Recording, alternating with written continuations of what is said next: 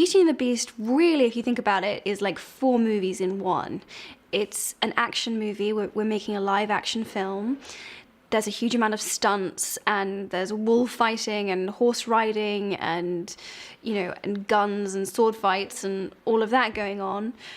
It's also a comedy. The comic timing of characters like Cogsworth and Lumiere and Mrs. Potts, it's just hysterical in my opinion. Then on the other hand, it's a romance. It's a romantic drama. So, and then it's a musical. And then there's music, just to kind of really add it on the top, music and dance and theatre, really. So you need someone at the helm of a movie like this that can really do all of those things. And it takes someone quite special, I think, to get all of that working very well. And I think Bill has done a brilliant job of that. We wanted to make sure that we know she loves reading, we know she loves to travel, but we also wanted to give her this element of being quite industrious and quite practical and very inventive. So in the animation, Maurice is kind of the inventor, but in this movie, it's actually Belle who is really forging forward and innovating and coming up with new ways of doing things, which I thought was really interesting and was an idea that I loved. Belle also does some teaching in this film. She wants to, not only does she love reading for herself, but she actually loves sharing her love of books, and she loves sharing the things that she finds special and interesting. And I loved that too, that she wants to share. Oh, she also has a new song. It's only a small baby song. It's a reprise, so it's only like a verse and a little bit of a chorus, but it's very beautiful. We expand a bit on her past, and we see, what is kind of the story of Belle's life before, before she goes to the castle and she meets Beast, which I think is really lovely extra detail, which we don't get from the original. So I started rehearsing the movie in January. We started filming in sort of April, March kind of time. So I had a few months just to really start learning, particularly the waltz, which is really kind of, for me, and this is what I realized, I remember saying this to Anthony as we were filming, it's kind of, that dance is the story of them falling in love.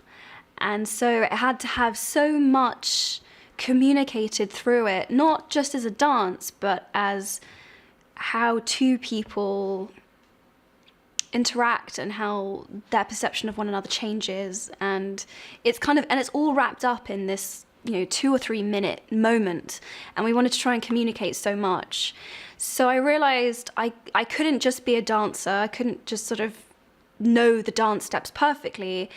Actually, what was going to make the dance special was if I brought what I'm hopefully good at, which is acting, and that was what was going to really bring it to life and tell the story. So it was a really special experience for me. I love to dance. I've always loved to dance, and getting to learn to do this specially choreographed dance between Beast and Belle was definitely a highlight. In the end, what we decided was that the most important thing for this dress to do was it had to dance beautifully. We wanted the dress to feel like it could float, like it could fly, like it was kind of almost like the third person in that dance. And, we started off with a much heavier, more intricate, more probably historically accurate dress, but we realized it just wasn't going to tell the story that we wanted it to tell. And we went for something a lot lighter, made of chiffon, and it does. It just is perfect for that moment. And yeah, we were pleased with it in the end. I think I was so actually focused on trying to support him through what he had to do for that dance. It really helped me because I couldn't focus on how nervous I was. Both of us were just trying to figure out the logistics of how do you do a 3-minute, Strictly Come Dancing-esque waltz routine with a beast, he's like 3 heads taller than me. It was really challenging. I think we were just so focused on the task at hand. It really helped carry us through it. And it was a very bonding experience. I actually think I'm going to suggest that on all of my movies, my co-star, my romantic co-star, has to learn to do a dance with me, because there's just no better way to bond with someone. So Days in the Sun is a song about longing. It's kind of everyone in the castle is brought together by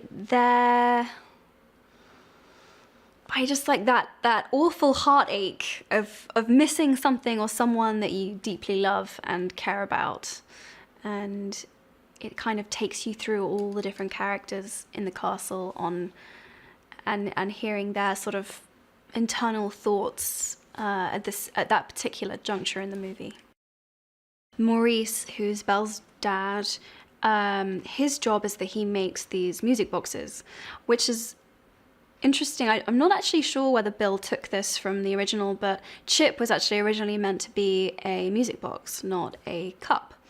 But so we incorporated that idea, and he makes these, they're not just music boxes, they're kind of like little portals to other worlds. And getting to see those and do that scene with Kevin Kline, who is such a well-respected actor and such an interesting man, and the way that he just became he's a method actor, so he learnt how to put together and how to disassemble these music boxes, and it was just so, that scene for me perfectly encapsulates what we've tried to do, which was just give it more, more depth, layers, details, and that was just done so perfectly in that scene, and I just loved working with him. So no one is better, no one is more perfect for Gaston than Luke Evans.